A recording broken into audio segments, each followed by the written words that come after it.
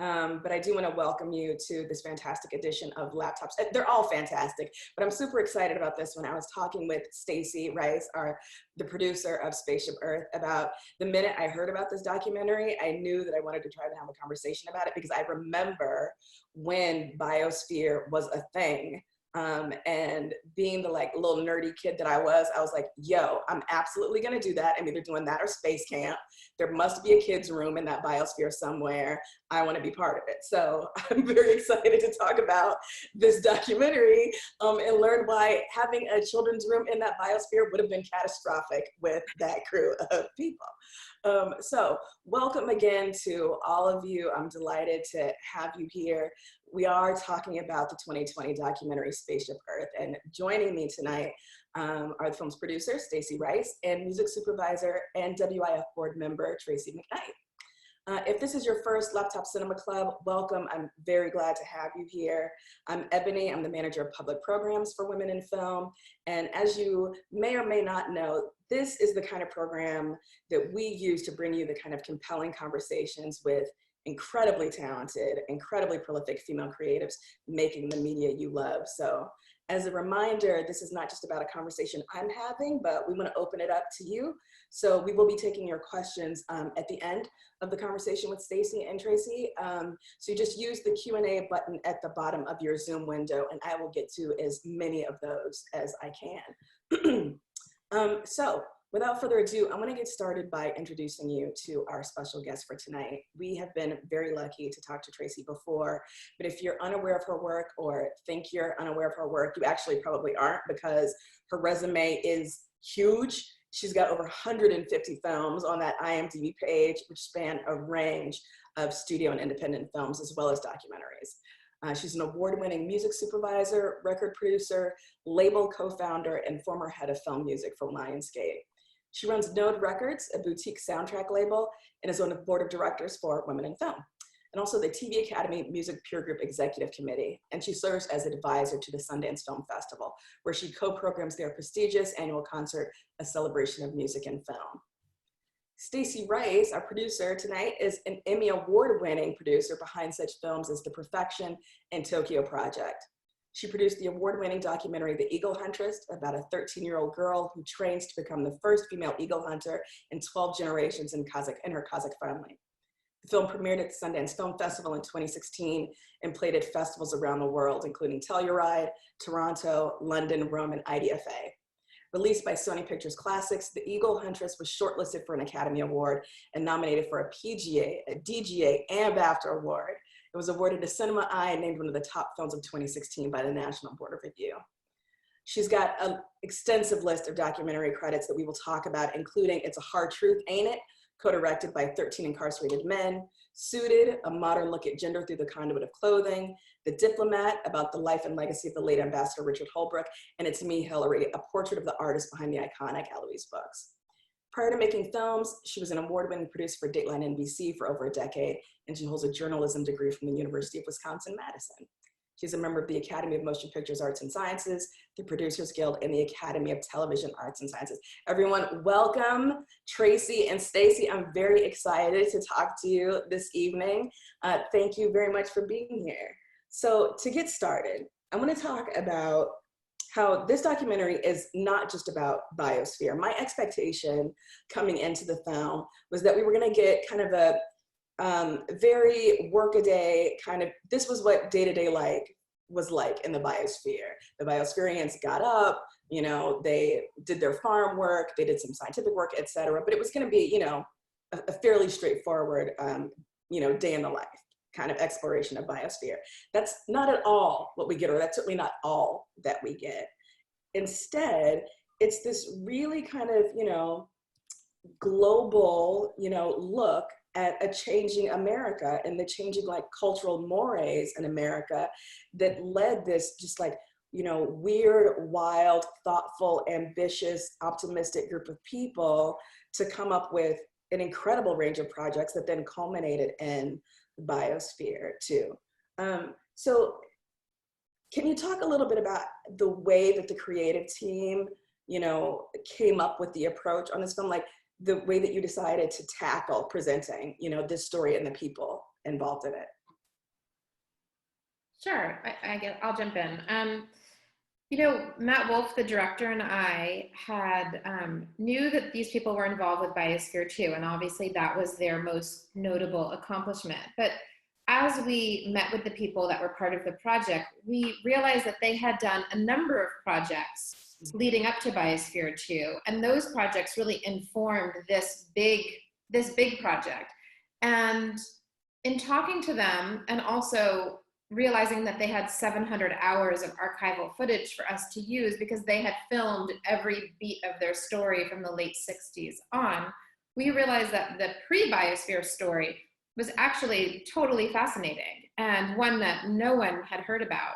Mm-hmm. And so we decided to the first act of the film would really be this pre-Biosphere story of John Allen and this group of people that all met in San Francisco, or many of them met in San Francisco, and came together. And one of their first projects was building a ship, a Chinese junk ship, and sailing around the world. And that kind of set them off on this journey, and sort of a 50-year group of people that worked on projects together. And so it became clear. I mean, I think it's interesting because I always think as a former journalist and documentary filmmaker, I like to go into stories not knowing what the story is going to be. And even though we felt like we knew we wanted to make this story about Biosphere 2, we were really open-minded as we met them and talked to them and realized that this was such a huge part of their history.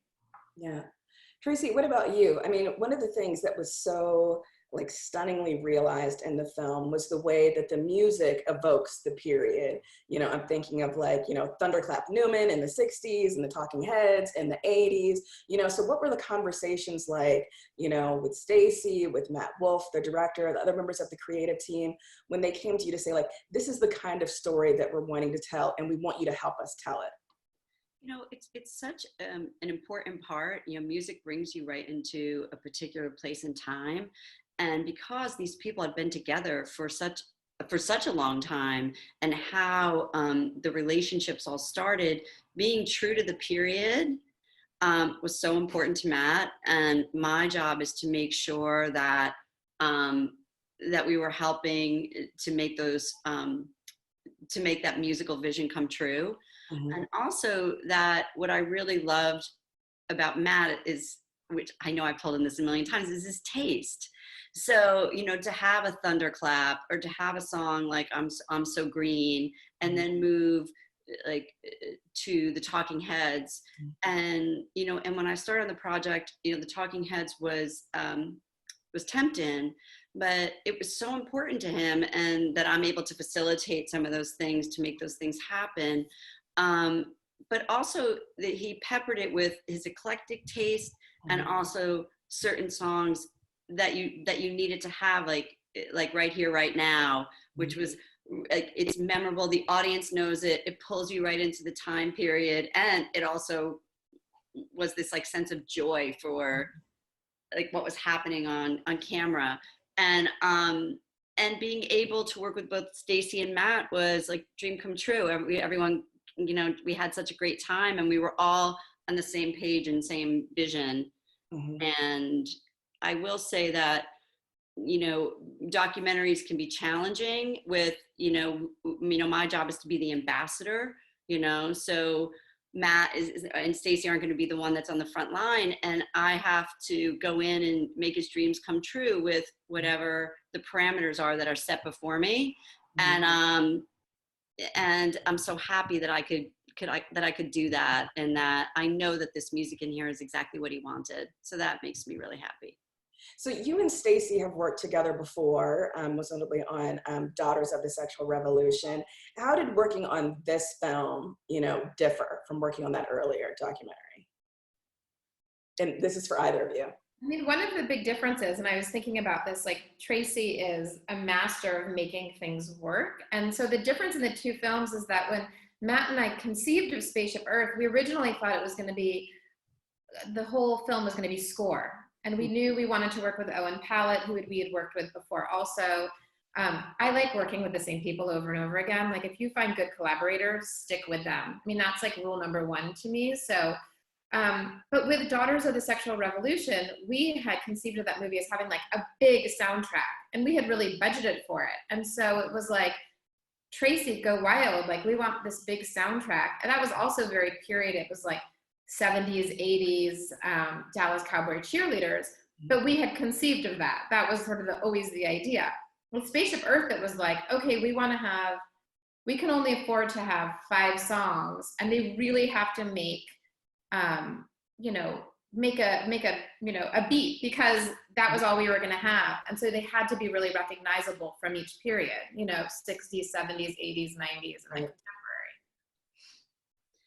Well, the interesting part from my end is that I think the moments in Spaceship Earth were very curated, right? They were moments, and in select moments as the vision of the film moved on. And with Dallas Cowboy, Daughters of the Sexual Revolution, I love that movie. I love everything about that movie. I was so happy to be on that with Stacey and with Dana, who I worked with on Murderball.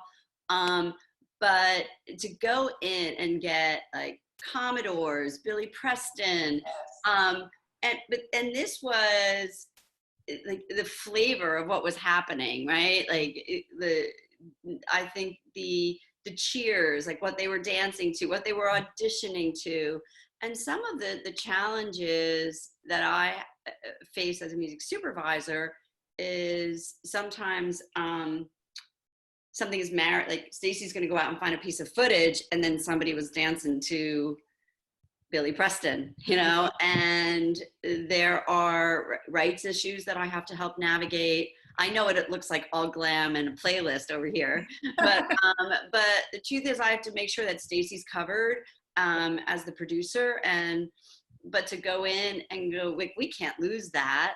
We know there's ways to make it happen, but the things that are authentic, like to get in there, and it was a super challenge, but I'm so proud of that movie. It really is I love the soundtrack, and I also love the fact that it's got these undiscovered gems with these big songs, and it's really like, "Oh Bondage Up Yours" that we got Joan Jett to sing that for us was like, loved it. Amazing.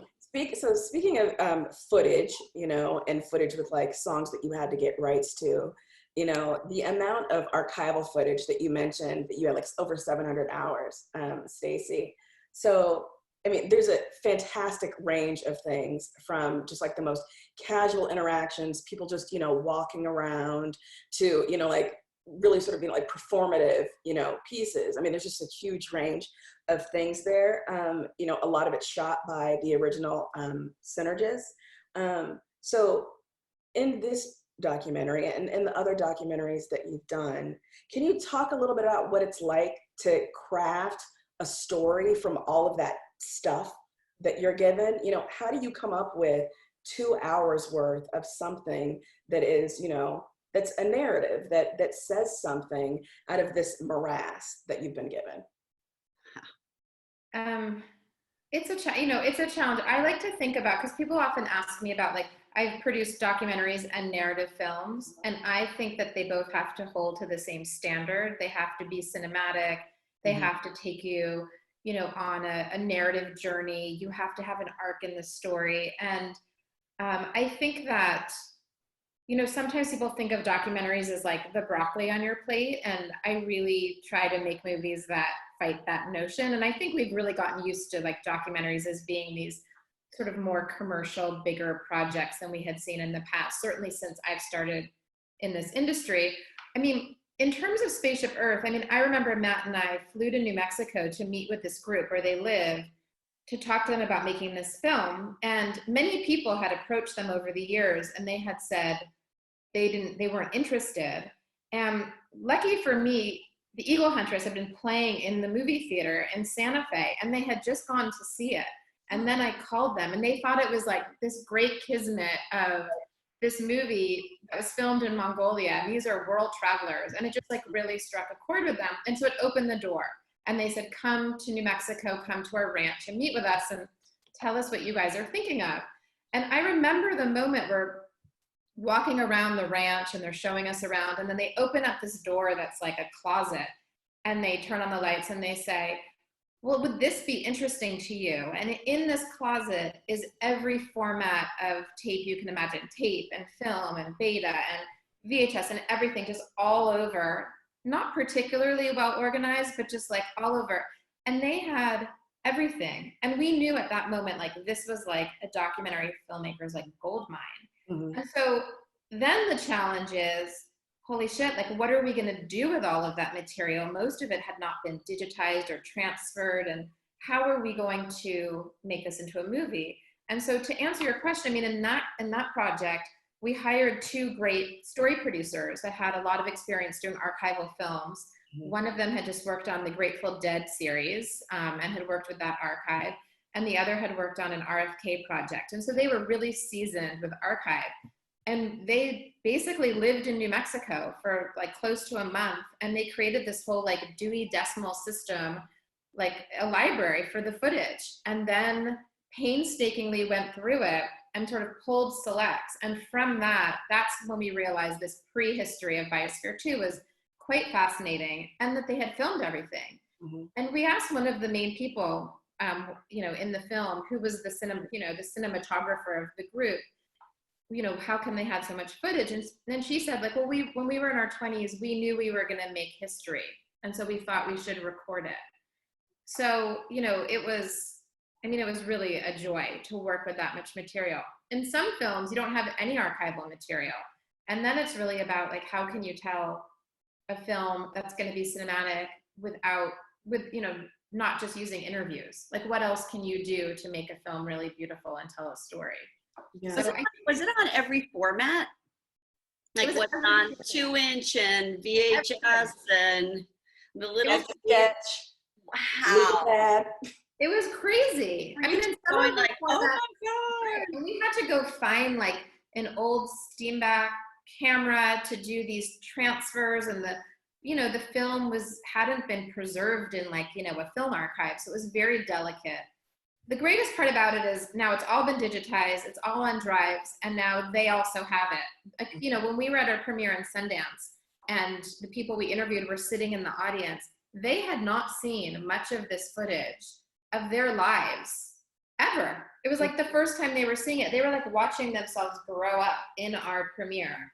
And, it was an incredible experience and real gift to be able to do that project. Many of these people are older, so before any of them pass away. I have to ask you one. I'm sorry, but I have one more question. No, I feel like even though I talk to Stacey all the time, but when you saw the ship, were you just like freaking out? Like I was like, they built a ship. There were so many times when like my natural cynicism expected the twist. Oh, and then they failed miserably. Like, oh, they packed up the truck or the van and drove to New Mexico and, started this ranch and, they starved that winter. Or they tried to build this ship and it immediately sunk. But no, they just had this grand ambition that was not at all sort of about ego, at least for the most part, right? It was about like, what is possible? And because they surrendered to like this cosmic yes, things kept happening for them. And I was swept up in that kind of hope throughout. That was one of the things that I really loved about this documentary, is that it never sort of lapsed into a very easy kind of like sneering at the subject, even when what we're presented with on screen seems absolutely ludicrous. I mean, some of the performances with the costumes, you think. They were a theater group. Mm-hmm, yeah, just think, the wrong stuff, the performance that they do before the biosphere is actually open, you think, wow, okay, like what must this have been like? But you take them and their project very seriously, and that comes through in the documentary, which is just wonderful. I mean, I think one of the things about it, and Matt and I have talked about this a lot, is like this movie is really about the power of small groups to affect change. And that's something that I have been thinking about a lot lately during this period of time, is like if a small group of people want to make an impact on the world, they can, if they come together and they're empowered to try to do something. And that's what happened. They came together, they all had like a vision and a goal. And, you know, one of the interesting things about John Allen is, even if no one knew how to build a ship or navigate a ship, he made them think they could, and they rose to the challenge. Right. And it's a little bit like making films. Like we kept saying, like, our film team is like one of those small groups, and coming together and having a great collaboration, that's what comes out of it when you set your mind to make something like that. Yeah. Tracy, so, you know, I mentioned at the top when I was introducing you that your resume covers just like a huge range of, you know, studio films, independent films, documentary, features, narratives, you know, scripted, but, you know, you're probably best known, I would think, you know, for your work in narrative films, things like, you know, Wrinkle in Time or The Hunger Games. So, like, how does your approach differ, you know, based upon working in that space versus working in documentary, or does it? I think that it doesn't really. You know, every project is, it's simply put as this, you know, I've said it already, but my job is to be the ambassador, the music ambassador to the film, right? That's creative, that's deals, that's whatever needs to be done. You know, if there's an on camera, or if there's someone dancing to something on camera, so that, so I'm always in lockstep. Like, I spoke to Matt regularly, I spoke to Stacey regularly, and it's really nice when you become part of that unit.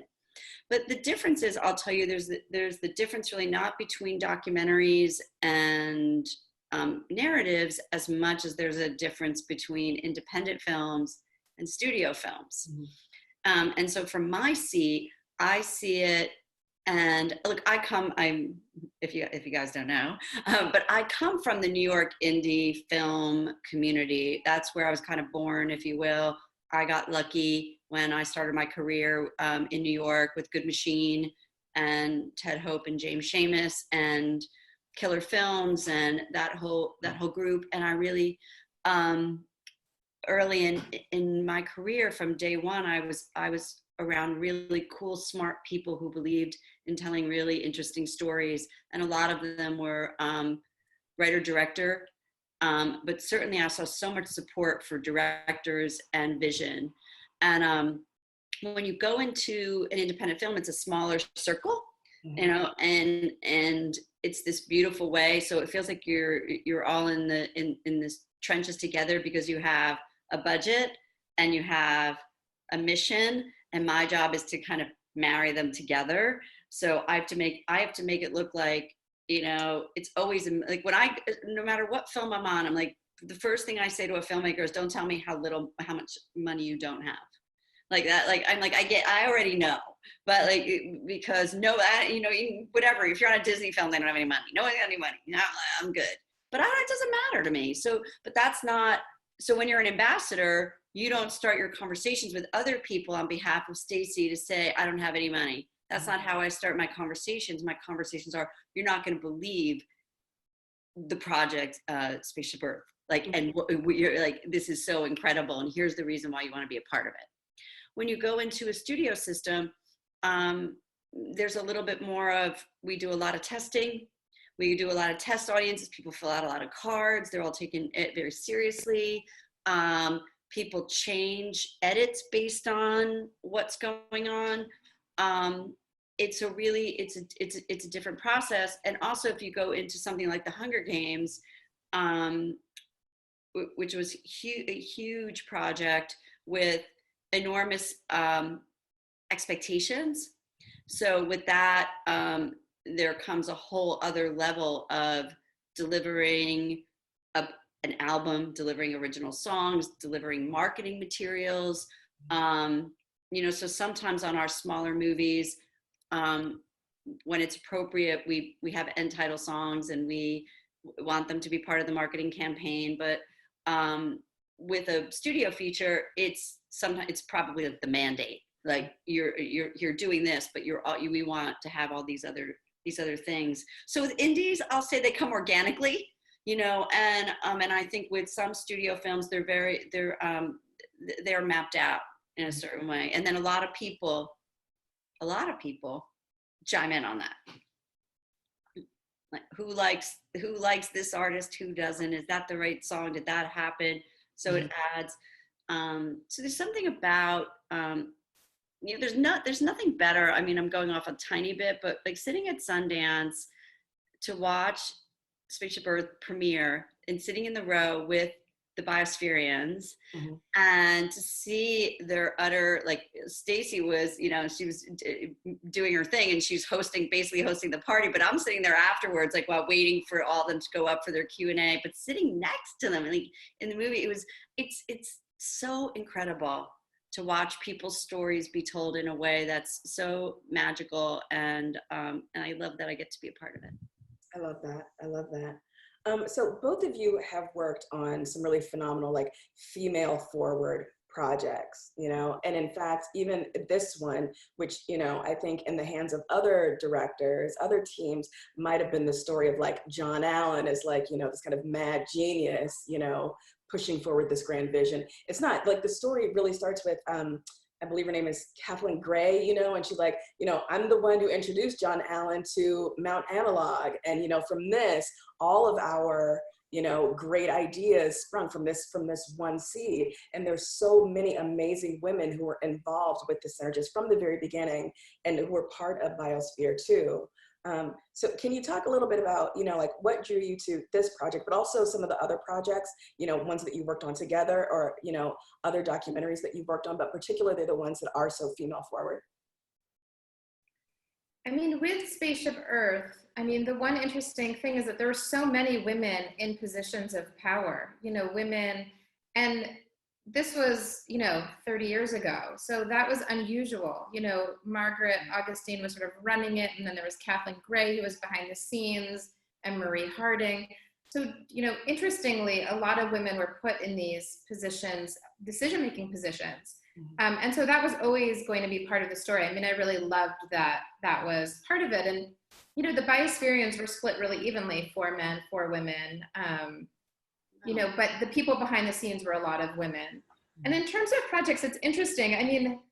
I guess I have worked on a lot of projects that are female forward, but it hasn't, sometimes it's sort of by design. I actually look for projects where I don't want to tell the same story over and over again. So I think sometimes what happens is you make a film about politics, or, and people then only call you and say, oh, do you want to make another documentary about politics? I know after I produced Suited, which, dealt with gender stereotypes, and a lot of people called me about making films that dealt with, transgender and those types of issues. And I sort of thought like, well, I've already made that. I want to make different movies each time. But I guess when the movies that I'm drawn to are movies that are stories that move me. So when I heard the story of the Eagle Huntress, like I knew I had to work on that film. When I heard the story about Suzanne Mitchell, who was the woman who founded the Dallas Cowboy Cheerleaders, like I knew I wanted to be part of that film. And so I think it's really about, obviously, yeah, it's what moves me, and I'm a woman and those are the stories that move me, but it's really about telling different types of stories and not treading in the same water all of the time. And I try to think about that a lot as I choose projects. Tracy, what about you? I feel very lucky that I'm able to work on projects that that I really believe in, and that like Stacey, I feel like tell a story and are making an impact. We just premiered A Belly of the Beast, which is a documentary about women who are incarcerated, and women of means, and primarily women of color who are getting hysterectomies unbeknownst to them. And and for me to be able to reach out to Mary J. Blige and ask her to write the end title song, and to write something that when I hear it, it makes me tear up, is the privilege of what I get to do. And and I think that that really is the motivation. And I think when you get to be at a certain, look, I was lucky early on. When I look back at my resume, you know, there's maybe like a couple where I'm like, wow. But for the most part,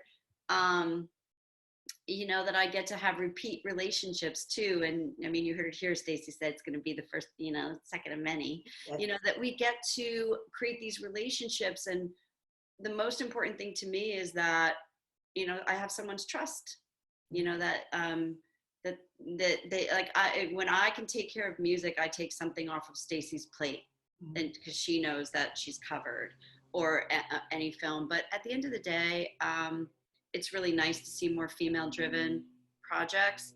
And as a music supervisor, I'm really always excited when I'm able to reach out to female composers, which we're seeing a big emergence from now, and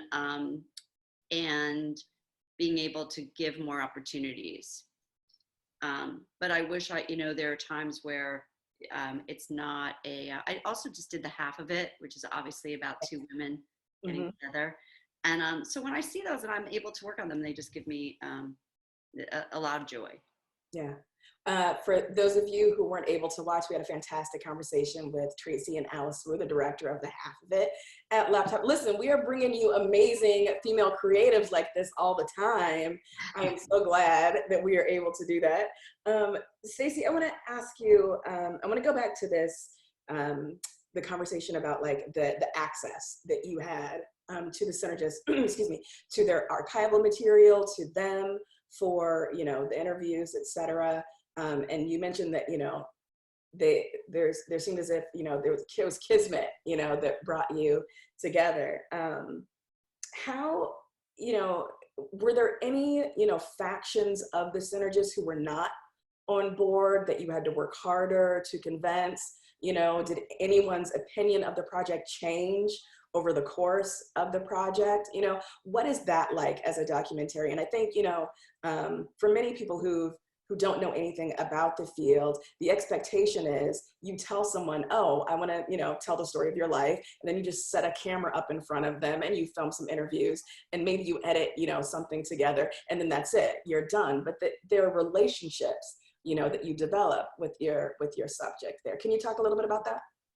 Yeah, usually by the time that you start rolling the camera, you've already had so many conversations and meetings and time to get to know each other. And that's what yields more personal interviews and a more personal film. I mean, I'll say I've worked with Matt Wolf twice. This is our second film we've made together. He's a great director and he's very persuasive and he does his homework. And so when we showed up, they're the synergists and then they're biosphereans. And the synergists are the ones that live on this ranch in New Mexico. And they were sort of the early founders of the Theater of All Possibilities and kind of this pre-biosphere. And we showed up there to talk through what we were interested in doing. And many of them have written books about the experience. Mark Nelson, who is a synergist, but also was in Biosphere 2, said to Matt, you know, like, have you read my book? And started peppering him with questions. And, you know, Matt had read the book and I had read most of the book, but Matt had really read the book. And so Mark will say that that was the moment when he's like, oh, these people are for real. They're not just like showing up and thinking that, you know, we're going to open our doors to them. You know, they're here, they've done their homework, they have an idea of what the story is. And we pitch them, look, this is the kind of film we want to make. And hopefully our ideas are aligned. That whole group of people participated. There were 8 biosphereans, 7 of who are still alive. And, you know, a number of the people who were biosphereans did not want to participate. And while it would have maybe been great to have interviews with every single person, you can't actually tell that many stories in a film. And there was so much material and there were so many people that wanted to participate that I feel like you hear the story of what happened inside for those 2 years through the different people that do share their story. So, you know, that's one of the challenges. I'm working on a new project right now and I'm back to like square one, trying to get access and calling different people. And, you know, it's very rare that just every single person that's been part of a story, especially a historical event from so many years ago, is going to participate. So it's really this like challenge of like how do you put the pieces to the puzzle together, and how do you tell the story even if you don't have every single voice from that time period? Were there response people in afterwards? particular? Oh, I'm sorry, go ahead. I'm sorry, I was just curious if they had seen it for the first time at Sundance, what was it's such a trust. I'm sorry, I mean, I didn't mean to go, but I'm so No, curious. this is one of my questions. I Like, love what's the this. response This when is they so saw great. it? Right? Like, how do you, if you haven't seen it, they have to sign some kind of release saying, I trust you, and that you're going to tell our story. That's so much trust in you and Matt and the filmmakers. What did they say? I mean, I don't like to show films to anyone before they're finished and premiere. I mean, like the Eagle Huntress, they came from Mongolia to Sundance. They sat in the audience. They had never seen the film before either. Oh. I try to really explain that, like, we've now had this 2-year relationship. We've been making this film together. Mm-hmm. I fact-checked it. You understand what the film is about. And I think it is a trusting relationship, because I guess I could be saying one thing and doing another, but that's just not how I operate. And so it's really so much better of an experience to see it with an audience, to see it when it's finished, when the music is in, when it's mixed, when everything, you know, like the credits are in, like it's that experience, that sitting in the theater, and like it kind of takes your breath away, and how the audience responds. And yeah, I mean, they watched it for the premiere. They were so blown away. They went to like every screening at Sundance because they wanted to watch it so many times to take it all in. But it is a trusting relationship for sure. And they did have to sign releases for all the material and everything before then. Mm-hmm. Were there, you know, people that you wanted to get in, but, you know, just couldn't for, you know, reasons of time, or, you know, footage that ended up on the cutting room floor? Were there, you know, aspects of the story that you wanted to include, but, you know, unfortunately couldn't? Was there anything that like sticks out in your memory, like, you know, I wish we had been able to do that, but we just, you know, couldn't make it work. We only had 2 hours to work with, or it kind of diverted the story away from where we wanted to go? I'm trying to think about it, because I mean, Matt and I have talked about this. It's funny when you finally finish the film, you're like, that was the film we were supposed to make, and like you don't think about everything that's not in it any longer. I mean, the one thing that comes to mind is, you know, the Theater of All Possibilities was their theater troupe, and they put on all these performances and they filmed all of them. And we just didn't have time to really live in a I mean, you know, there's The Wrong Stuff, and you sort of get an idea of what this theater troupe is about, and you see scenes. But, you know, in a different kind of project, I guess maybe if it had been a series, would we have really lived in one of those performances? I mean, we had the whole performance, and that could have been interesting. And that's something that we just didn't have time to do. Mm-hmm. One of the project's designers says at one point that the point of Biosphere 2 wasn't to go in with all of the answers already mapped out. It wasn't to have anticipated everything that could go wrong and have a solution for it already. It wasn't to go in already knowing, you know, what you needed to know. But the whole point was to go in with, you know, open eyes, open heart, and be willing to learn, and be willing to adapt, and to be, you know, be uncomfortable, or be comfortable being uncomfortable as you learn. And he says, you know, you learn faster each time. And I remember thinking, that's such an apt way of talking about the process of filmmaking. You know, when you start working on a project, you don't know, you know, what difficulties are going to pop up on set, or in the pre-planning, or maybe after the film is done and you're trying to get distribution. You know, but I just thought that was a really apt comparison. Can each of you talk a little bit about how your approaches to your individual field? So Stacey, you as a producer, Tracy, you as a music supervisor, how they've like grown and evolved over the course of your careers? Tracy, you go first. I've been talking a lot, I feel like. Oh, no, and I'm trying to not ask any more questions. Please do. I'm going to start asking you questions. I'm like, wow, I have a question. How has my approach changed over time? Or what have you learned over time that you've been, you know, ways that you've adapted, you know, the things that you've learned? And obviously you can't, you know, give us the Tracy McKnight, you know. Right, no. You know, yeah, you know, but just like, you know, the things you think like, you know what, I started off doing things this way, but now I've learned to do them this way.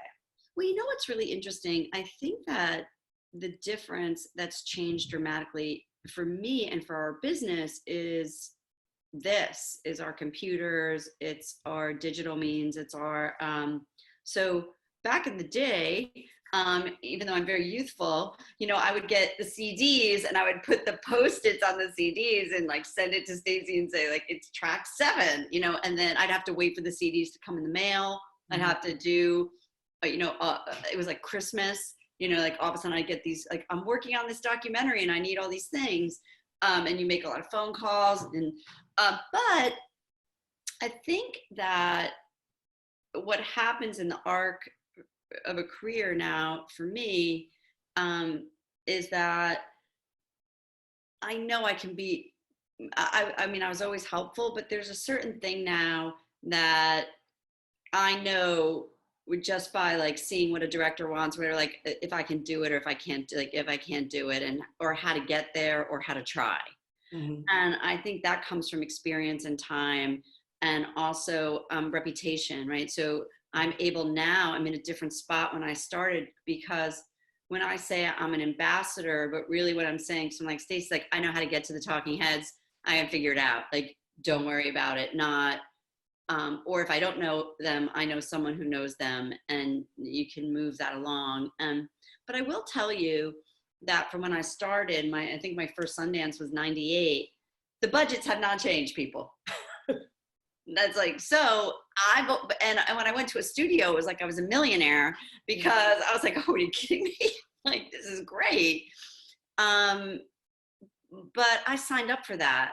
And that's, so I don't like, I'm not a him or a her where I'm like, oh, well, we don't, you know, you jump in. And I think that, look, I think nothing trumps a great project. I think, sorry for the Trump reference, but I think when you're going out time and time again with very small percentage that people, you know, most artists want to be involved mm-hmm. with great filmmakers and great projects with great stories. And I think that is like, and as I've watched that grow over time, because there's more content being made, but the approach is more, and last but not least, and then I'll give it over to Stacey, is just the volume of music that comes at me. It's like being back in 6th grade with way too much homework.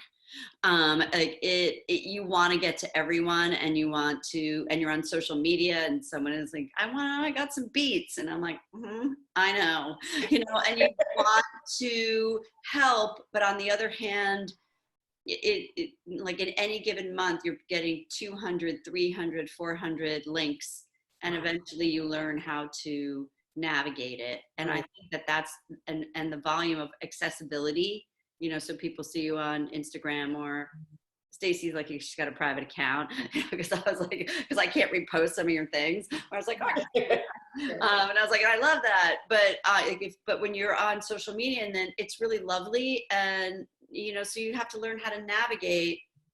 You have to learn how to navigate a different system. Mm-hmm. Gotcha. Stacey, what about you? I can't believe 300 links. I mean, that's a lot. I mean, because I get a lot of unsolicited emails and projects, and I always find that I get a lot right after I've had something come out. Like, people sort of forget about you when you're just making stuff. And sometimes I'm kind of happy to just be making stuff, and then something comes out, and then all of a sudden I get lots of, and the reality is, you know, I can't go through all of them.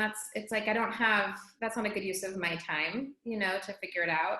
And I think that's one of the things, kind of jumping off what Tracy said, is like, as a producer, I always want to have lots of different projects and lots of balls in the air, but I like to make films. I don't want to just have a lot of things in development. Like, I'm not the kind of person that's like, I have this set up here and this set up here, and I don't even know what that means. So I will often pick things that I'm like, I can get this made. I know I can get this made, and I'm gonna make it. And that's partially why I also like making documentaries. But I like to work with directors that have that same attitude, because in this business, it's hard to get stuff made.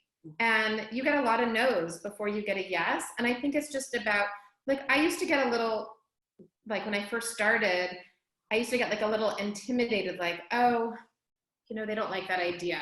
And now I'm like, you don't like that idea? I know it's a good idea. I'm going to get this film made. I'm going to get it made with someone else. And, you know, that happened with Spaceship Earth. Like, we had initially thought like, oh, maybe we'll pitch this as a series and we'll take this out and we'll shop it around. And then it was kind of like, no, we want to make a film. We want to make the film we want to make. Mm-hmm. And luckily we had financiers who backed us. But like, to take a film to Sundance that's not been sold, mm-hmm. even though it's Sundance, many, many films don't sell at Sundance. It's scary. And you're sitting there in that audience and you're like, does Netflix like it? Does Hulu like it? Is anyone going to buy it? So anyway, I think like the experience is just like being confident, like believe in yourself, mm-hmm. believe in your ideas, and pursue them, and like make them, like pick things you can make. Because sometimes people will pitch me stuff and I'm like, you can't make that. It's too expensive. You're never going to get access.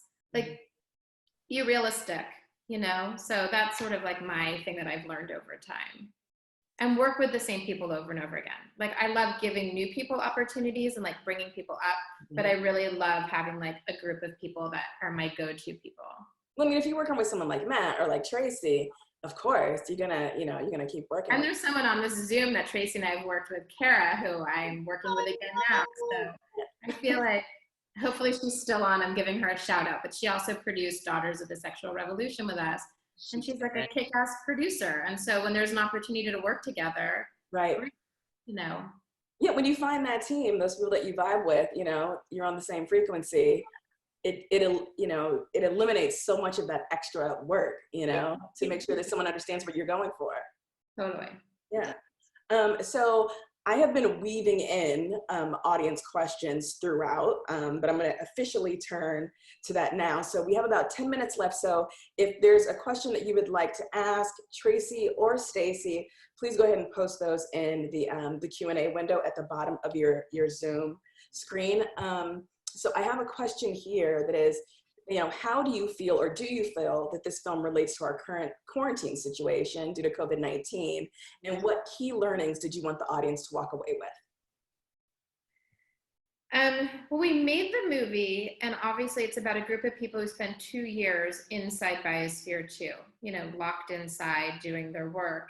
And I joked a lot with Matt when the film finished at Sundance, like, we're out, we got out of Biosphere 2. I never imagined that like weeks after Sundance, we would be locked in, very much like the Biosphereans.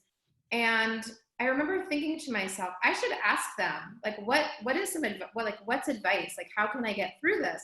And I remember talking to both Mark Nelson and Kathleen Gray, and they talked about, you know, stay on a schedule, stay in touch with people, take care of yourself, try to do things that you would normally be doing to help pass the time and help. So that was really interesting on one level. On the other level, it was like, for the first time in a long time, I think people were really thinking about the environment. Like people were, you know, hearing birds chirping, and the air was clean over Los Angeles. And I think it was like, that was part of the whole goal of the mission of Biosphere 2. So here we are with a film that comes out basically about quarantining. I mean, people who were quarantined, and about how we can help our environment. And then we were living it. And so it was really kind of a beautiful thing to be able to like really, you know, talk about it in a way that people could truly understand and relate. So, you know, I hope that people watch it and feel that way, and feel like, again, like they can, with a small group of people, affect change. You know, look what's going on in this country right now. Small groups of people are coming together and making changes. Mm-hmm. Well, I have a question here from Kara Greenberg. There she is. Yep. So what were the challenges you faced with the film, and how did you overcome them? Was everyone in the group supportive of the film? We talked a little bit about that, but how did you navigate the different relationships, as they all have very distinct personalities? I think that's true of both the synergists and the Biosphereans. I mean, honestly, like being a producer, you're always navigating different people, and executive producers and financiers and network executives, and it's kind of like that same muscle of just interpersonal relationships. So I think my thing is like, I'm always upfront. I'm never gonna I'm always just gonna there's no reason in trying to like duck behind something, because it will come back to bite you later. And so I think if you're upfront and you're like, look, we're gonna get into, you know, are you gonna get into the the cult accusations. Yeah, we are, but we're going to deal with them in a respectful way because the audience is going to want to know. And if we don't deal with them, it's not authentic. So I think that's, you know, that's kind of how I would manage it. I mean, and look, there's some stuff in there that not everyone loves, but I think overall they really love the film and understand why that is in there. I love that. And I mean, yeah, the fact that you don't shy away from things, that you foreground some of the controversies, some of the objections that people have, or even just sort of like some of the passing, you know, comments that people make. I think of, you know, this really, you know, great scene once the Biosphereans are in the biosphere, and, you know, it has become essentially like a kind of tourist destination. And there's this great scene of this group of young Black kids, and they're like, you know, would like to have seen some multiculturalism up in this. And we're like, yeah, the biosphere, like the Eden that they've created in a way in their image is very white. And so, you know, we don't know how much that was, you know, like a question that they even asked themselves. But even just having someone on screen, you know, voice that was wonderful, you know, to know that it wasn't something that was being consciously or explicitly ignored. You know, that was fantastic. It's also a way for the filmmakers to get their point of view in there. Mm-hmm. That was certainly something that Matt and I talked about. Like, here we have, you know, 8 white heterosexual people in Biosphere 2. It was like, you know, we had this other comment in there about like how diverse the crew was. Right. Funny, obviously, but that was our way of being like, interesting, think about this. You know, we're going to plant that idea in the narrative. Yeah. Rebecca C. asks, do you limit the amount of time that you allow yourself to work on or make a documentary before you decide it's time to move on to something else? Or how many projects do you work on at the same time? So obviously as a producer, as a music supervisor, you're working on multiple projects at once. You know, like, is there a limit? You know, what is your typical sort of like, you know, like life cycle of a project for you, if there is an average? Tracy, how many projects do you work on at a time? And then I'll answer. I would say probably, I would say probably between 3 and 5. But I also navigate them. Like, for example, just for my world, like if you look at something like The Half of It or Daughters of the Sexual Revolution, those had 15, 20 songs, a lot of songs, where, you know, with maybe less score, so you manage your time differently. So I assess it, so I'm able to, it's not, and you know, my thing is I can be on multiple projects, but they're all in different stages. Mm-hmm. So while this is like, this one's shooting and it needs this, but then I'm not going to see it. Then they're like, oh, I have to shoot it and I have to go to the director's cut, and it's miles away from me. Mm-hmm. So I think it's a much different process than what Stacey has to do, you know, where it's a different like, hyper focus at being a producer and how you can manage multiple things. But that's how I do it. And I also know I know what my limitations are. Mm-hmm. And I know when I was saying earlier on, if I know that with the budget, with the time, with the project, with what it is, like I can immediately go, yeah, like I can do that and do a good job. Mm-hmm. It's funny. I have my entertainment attorney always gives me this advice. He's like, just say yes to everything. Nothing ever all happens at the same time. And so I'm currently in this situation where like 2 things are happening at the same time. And I'm like, I don't know how I'm going to do it, you know, in the middle of all of this craziness going on. But I also I like to work on 2 active projects at the same time. In a dream world, they're in different stages. Like one is in edit and one is shooting, or one is in development and one is in post-production, like far apart. It's hard when they're both sort of shooting at the same time, because I'm someone that likes to be on set and go on all of the shoots.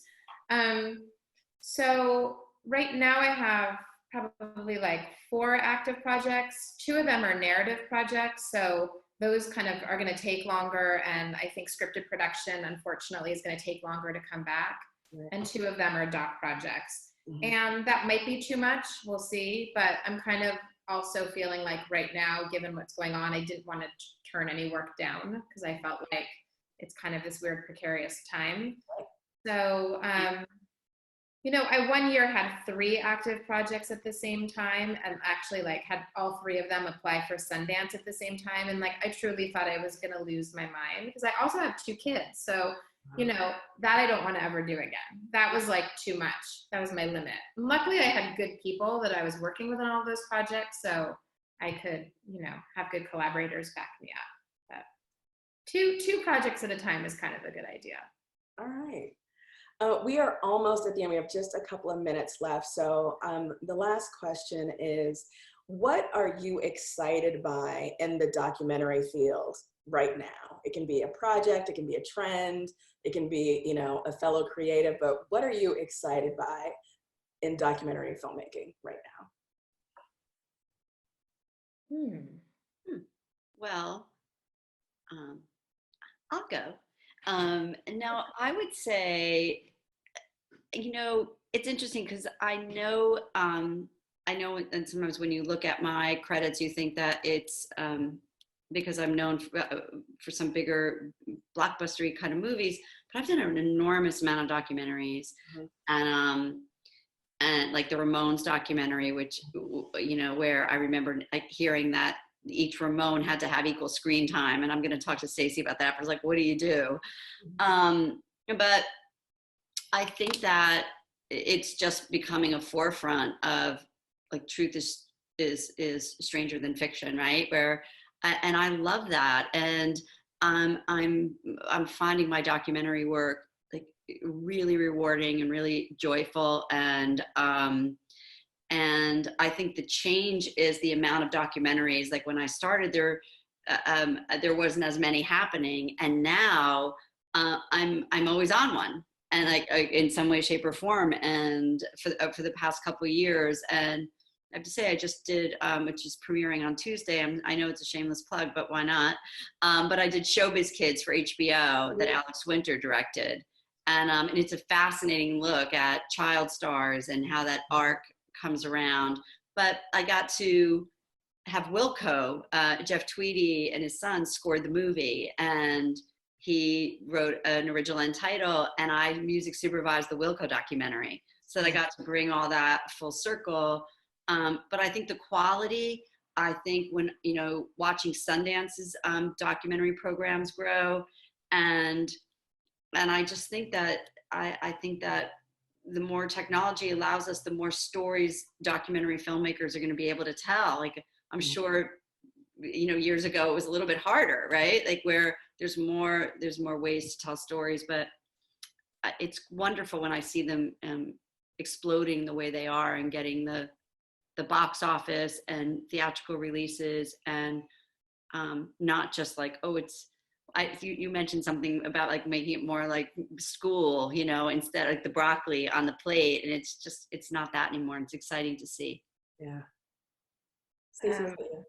I am working on a project right now, which is a hybrid of scripted and unscripted. So it's a series, and it's going to have both.